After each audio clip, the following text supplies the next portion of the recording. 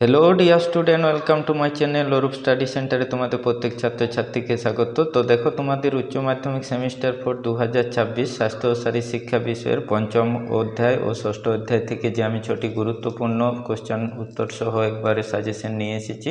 এগুলি তোমরা ভালো করে তৈরি হয়ে নিলে অবশ্যই পরীক্ষায় ফাইনালে কমন পেয়ে যাবে। তো এর আগের ভিডিওতে আমি তোমাদের প্রথম, দ্বিতীয়, তৃতীয়, চতুর্থ অধ্যায় থেকে যে 4টি করে সাজেশনমূলক উত্তর সহ ভিডিও দিয়েছি, যেগুলি যারা দেখোনি এখনও, সেগুলি অবশ্যই তারা দেখে নেবে ভিডিওগুলি, তাহলে তোমাদের অবশ্যই ফাইনালি প্রশ্নগুলি কমন আসবে।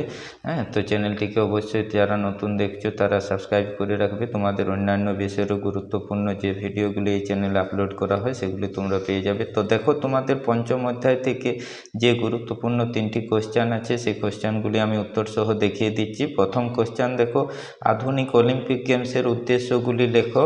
দ্বিতীয়ত, অলিম্পিক গেমসের আদর্শগুলি বর্ণনা করো। 2+4 6 আছে তোমাদের প্রশ্নমান, সংসদের প্রশ্নমান অনুযায়ী।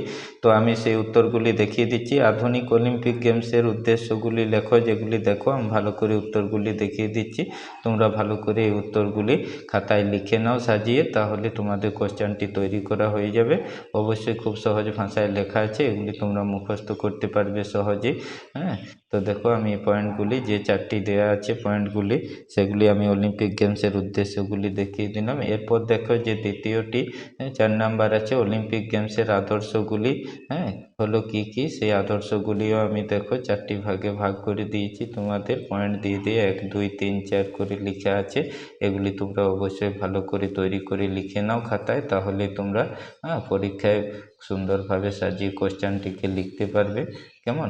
তো দেখো, এই কোশ্চেনটি প্রথম কোশ্চেন ছিল, তো এগুলি আমি তোমাদের দেখিয়ে দিলাম। তোমরা অবশ্যই ভালো করে লিখে নাও। এবার দেখো যে পঞ্চম অধ্যায় থেকে দ্বিতীয় কোশ্চেনটি, সেই দ্বিতীয় কোশ্চেনটি আমি দেখিয়ে দিচ্ছি তোমাদের ভালো করে।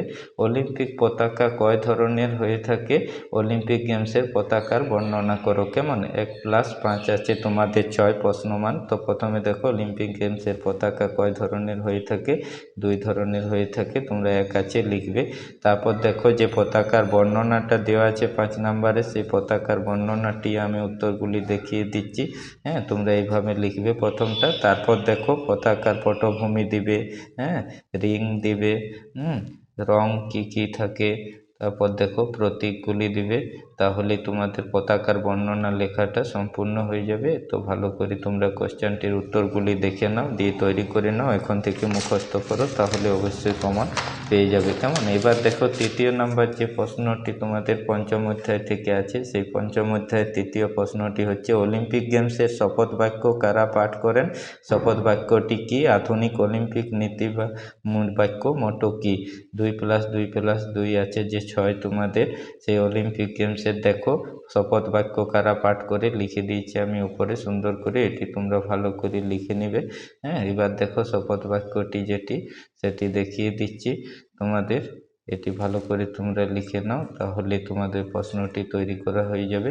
এবার দেখো আধুনিক অলিম্পিকের যে নীতি বাক্য মোটো, সেই মোটোটি 2 নাম্বার আছে, এটি তোমরা ভালো করে লিখে নাও, তাহলে কোশ্চেনটি তৈরি করা হয়ে যাবে। অবশ্যই গুরুত্বপূর্ণ এই কোশ্চেনগুলি থেকে তোমরা পরীক্ষায় কমন পেয়ে যাবে। এবার দেখো যে ষষ্ঠ অধ্যায় থেকে তোমাদের প্রথম কোশ্চেনটি আছে। খুব গুরুত্বপূর্ণ কোশ্চেন। ষষ্ঠ অধ্যায়, দেহভঙ্গি বলতে কি বুঝো? মেরুদণ্ডের 2টি দেহভঙ্গিগুলির নাম লেখো। তারপর লর্ডোসিসের কারণ, প্রতিকার, পূর্ব সতর্কতা সম্বন্ধে যা জানো লেখো। তো দেখো দেহভঙ্গি কি, এটি আমি ভালো করে লিখে দিয়েছি, এটি তোমরা ভালো করে দেখে নাও। লিখে নাও মেরুদণ্ডের যে দৃষ্ট দেহ ভঙ্গিগুলি, সেগুলি দেখো এখানে দেওয়া আছে। কাইফোসিস, লর্ডোসিস, স্কলিওসিস, সেগুলি তোমরা এরকম পয়েন্ট দিয়ে লিখবে। তারপর লর্ডোসিসের কারণগুলি দেখো লেখা আছে এখানে, প্রতিকারও দেখো দেখিয়ে দিচ্ছি আমি উত্তরগুলি, এগুলি তোমরা লিখে নাও। তারপর দেখো পূর্ব সতর্কতা। কেমন? এই পূর্ব সতর্কতা ভালো করে লিখবে তোমরা, তাহলে কোশ্চেনটি তৈরি করা হয়ে যাবে। তো এবার দেখো ষষ্ঠ অধ্যায় থেকে যে দ্বিতীয় কোশ্চেনটি গুরুত্বপূর্ণ রাখা আছে, সেটি তোমরা ভালো করে দেখে নাও। যে স্কলিওসিস কি, স্কলিওসিসের কারণগুলি লেখো।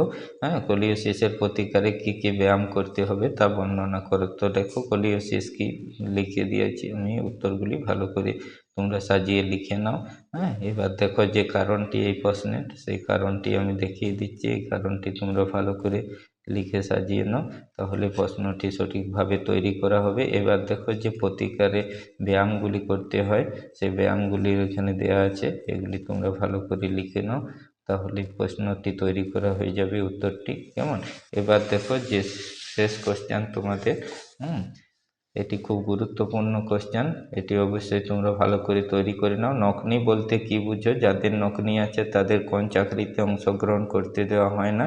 হ্যাঁ, তারপর বোলেগের কারণ, তারপর কাইফোসিসের প্রতিকারে কি কি করতে হবে তা বর্ণনা করো। কেমন? তা দেখো নকনি কি, সেই নকনির উত্তরটি করে দিয়েছি এখানে, ভালো করে তোমরা দেখে নাও, লিখে নাও এটি।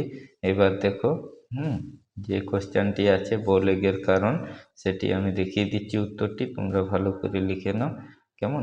তারপর দেখো কাইফোসিসের যে প্রতিকারগুলি, সেই প্রতিকারগুলির উত্তরগুলিও আমি দেখে দিচ্ছি, পয়েন্ট দিয়ে এইভাবে তোমরা লিখবে। হ্যাঁ, তাহলে উত্তরটি সঠিক হবে। কেমন?